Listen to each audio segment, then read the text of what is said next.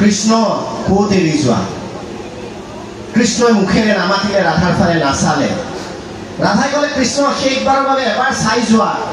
যেতিয়াৰ পৰা জন্ম পাইছো ৰাধাৰ নাম কাৰ সৈতে জড়িত হৈ আছে কৃষ্ণৰ সৈতে গতিকে মুখু লগত লৈ যোৱা যেনেকে ৰাখা যেনেকে থাকা তেনেকে থাকি কৃষ্ণই ঘূৰি নাচালে কাৰণ গোকুলৰ সীমা পাৰ হোৱাৰ পিছত কৃষ্ণই কংসবধ কৰিব আৰু জীৱনত গোকুল ঘূৰি নাহে ৰাধাই এই কথাটো জানে গতিকে গোকুলৰ শেষ সীমা পাৰ হোৱাৰ আগে আগে ৰাধাই দৌৰি গৈ সেন্দুৰ অকণ লৈ আহি কৃষ্ণক ক'লে কৃষ্ণ মনমৰ জনপ্ৰিয় কণ্ঠশিল্পী ঋষা ভৰদ্বাজৰ কেইটামান গান